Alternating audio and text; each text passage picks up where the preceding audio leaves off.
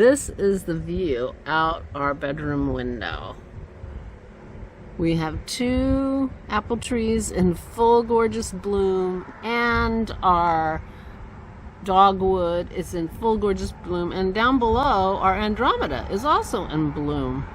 So this is my view from my bedroom window. Dennis wants to know if I can see the peach tree. I don't think so. I think the rhododendron's in the way, but the peach tree is actually, flowers are kind of on their last gorgeousness, but they're pinker. We have 2 apple trees we're looking at. The bright white one in the front is Granny Smith, and there's a winesap behind that's just getting its blooms, and they're kind of pink. Right, puppy? What do you think? And there's Pearly Girl getting her nose out the window. We just got rid of the screen so I could do this, but the screen was broken anyway. There you go. Gorgeousness out the window. And here it is. It's 57.5, but breezy, so it might be too chilly for me, but I'm going out anyway because the sun is warm. Dennis is making me a cappuccino. I'm so excited. Oh, it's a little cool, but not terrible. I hope you're not hearing too much windy sound. But it is beautiful. The last couple days have started out so cloudy, but have gotten nice in the afternoon. But today, it's already clear. It's supposed to be a little warmer today than it was yesterday, and then it gets warmer still, and by Friday, it's supposed to be in the 80s. So, and then it goes right back down again. It's a little bit like this. So, April is going to be funny temperatures for us. My plan is to visit my parents on Friday if they are free and available. I don't know why they wouldn't be, but I'm going to call them.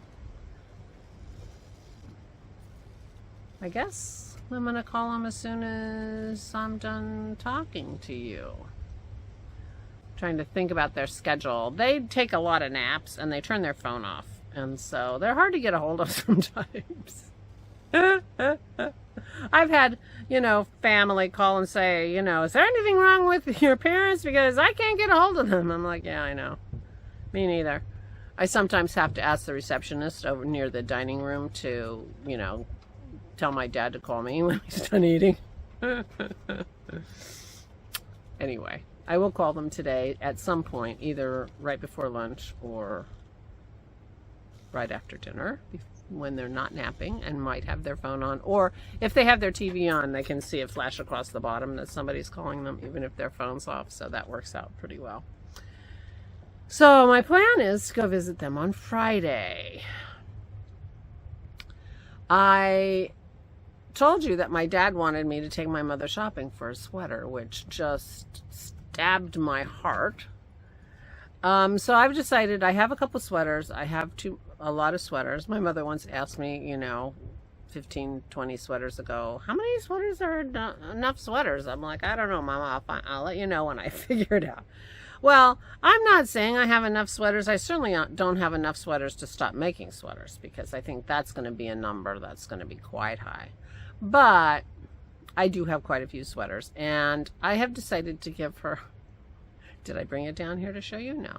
Give her the cardigan that I made while using the Amy Herzog Craftsy class.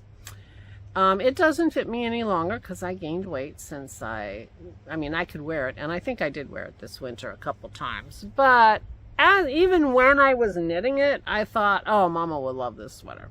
So I am giving that cardigan to my mother because she wants a cardigan. And I have a cashmere, very light beige cashmere sweater that I bought in my clothes buying back when I lost all the weight and I was replacing my wardrobe. It was, it was secondhand, but it's a lovely sweater and she will like it and it will fit her better than me. So I'm going to take her 2 sweaters and when I go on Friday, one of which I made and I love. And I think she will love it too. She will love it too. So that's my plan right now. I was scrambling around looking for my gleaner because I had washed it, but I hadn't gleaned it. It needed to be gleaned. And I knew it was on the shelf.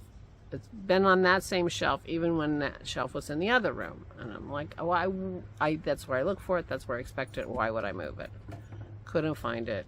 Couldn't find it. Couldn't find it. Found other things. Verena, there's a message for you. I found one more skein of the yarn that Verena won. Thank you, sweetie. Dennis made me a cappuccino.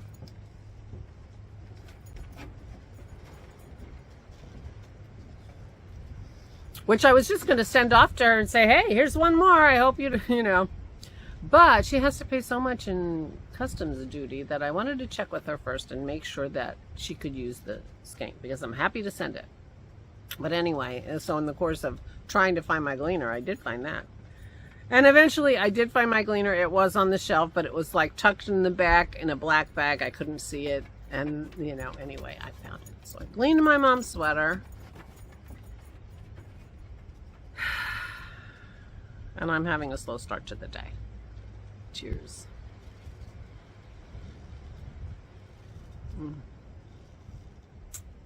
Yummy.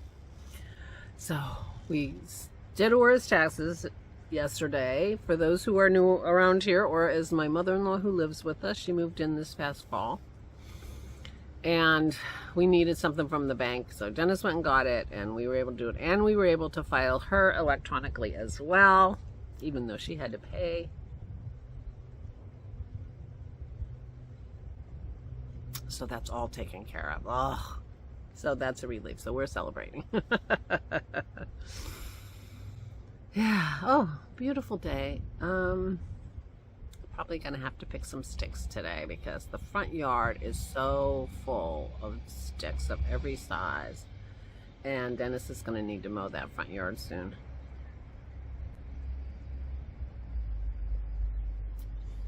So I will have to help, even though I have a bum arm. Oh well. I am wearing my sea salt. I have made 2 of these. It's called the sea salt. I forget who the designer is. And this is one of the ones that you start by knitting the sleeve, and you knit this way, and then you pick up after you do the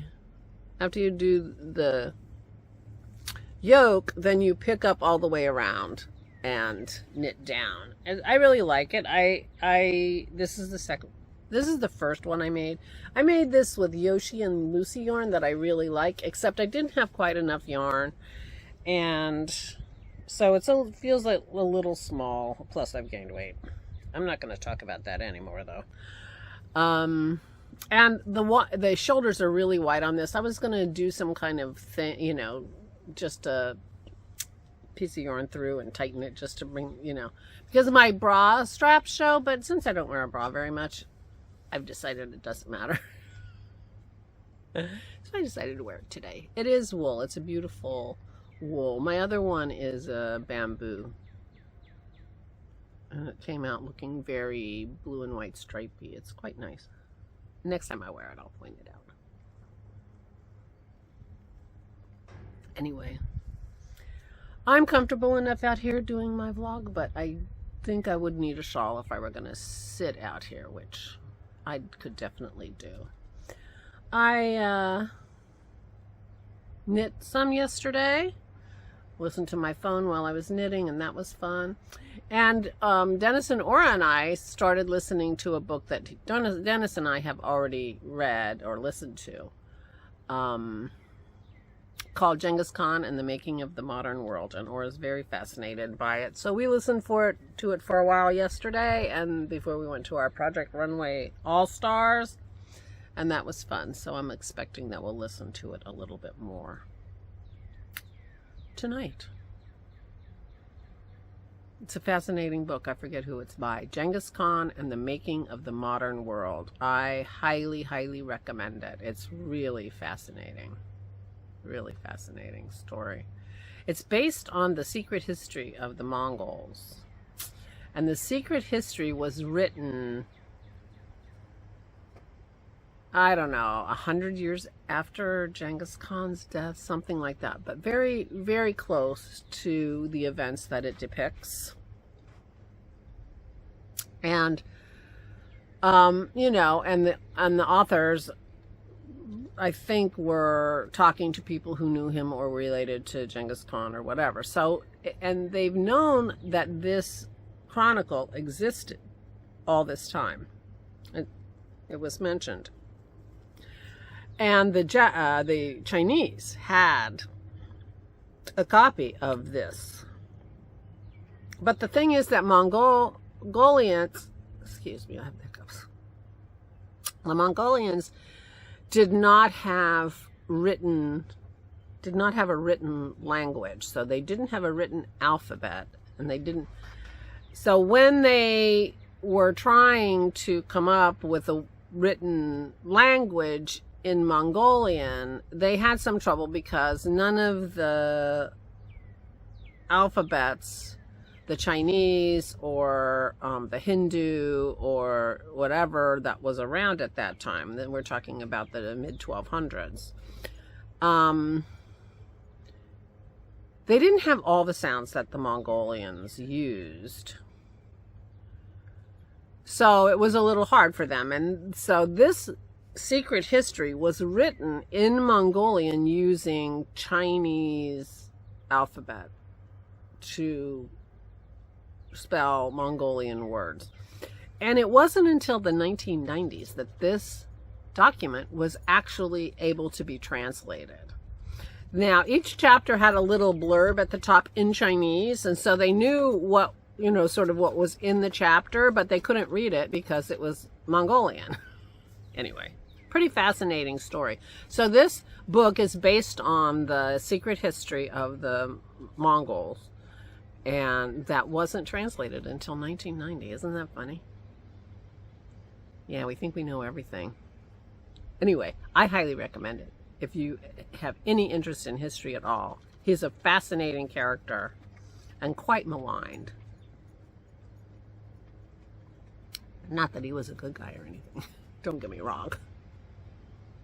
You know. He wasn't. Nobody was a good guy then. They were all bad guys. There was only bad guys. Anyway, so we listened to that, and we'll listen to that tonight. I don't know what else I'm going to do. I'm going to knit. I'm almost done with the raglan increases on Isabel's sweater, and then I'll be splitting for the sleeves, and then I'll be knitting down, and then I have to pay attention because I think I knit down the whole front, and then, you know, at some point I may put in some stitch markers and signify where the pockets start, because this is a sweatshirt style pullover, so it has the sweatshirt style pockets on the front. I showed it to you yesterday or the day before. The Montrealer. And now I have a new podcast to watch too, which, you know, or a new podcast to not watch, because I'm not watching podcasts and I'm way behind on my ones. But, and now I don't remember what it is, but it's in the comments from yesterday.